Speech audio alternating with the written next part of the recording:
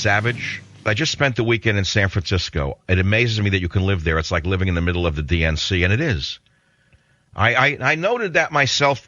Walked around San Francisco with my dog, Teddy, and I noticed something. You know, I'm an observer of human nature, as all of us are. Anyone who's alive is observing everyone, no matter what they say. In other words, we're very judgmental.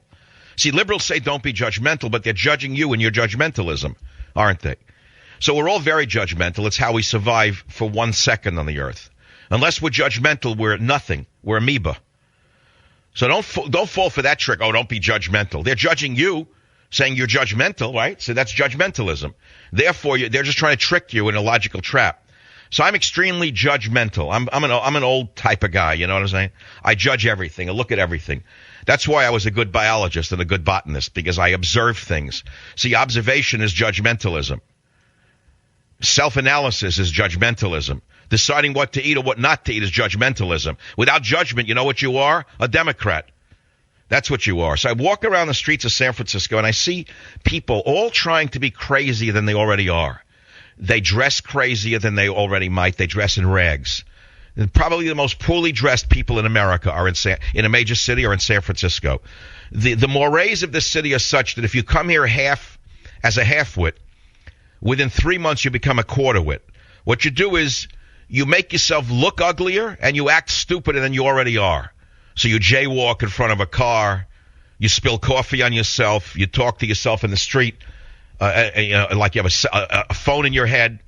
Everybody tries to outdo themselves with idiocy because the society has made some decision somewhere, at least amongst this class of losers, that success is a crime, that being well-groomed is a sign of evil, speaking politely is a sign of idiocy, and so they do the opposite. It's a society that prides itself on being a loser. And so everybody, you see, this is what happens. If you tell a child who's misbehaving, that's okay, Johnny, do whatever you want, the child will become worse.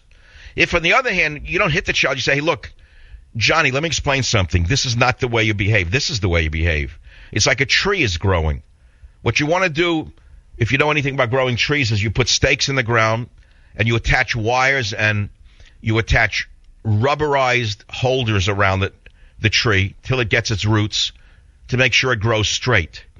It's the same with a child. The mother and the father are the two poles on the side of that child. And you have to make sure the child grows straight. If you raise that child, as liberals do, not as parents but as the child's friend, the child will grow up crooked. It doesn't know which way to grow. So if it tends to lean to the left, it'll bend over to the left. It might fall over before it even reaches maturity, because it never, ever set roots down into the ground. Same thing with the children of this country. I'm looking around the city, and what I see is an entire city filled with the Spock generation. They've grown up.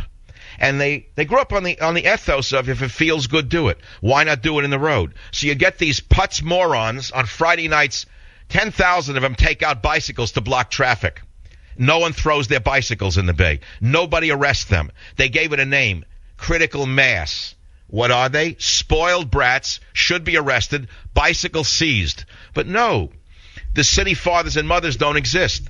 You have the same thing running the city as you have ruining the city. That's one example. But wherever you turn, you see the same mentality. If you feel like breaking a window at Bank of America, break the window. If you feel like spitting at somebody, spit at somebody. If you feel like cursing God, curse God. If you feel like hurting somebody, well, then run into him with a bicycle and say whoops, because the judge will let you off. Savage.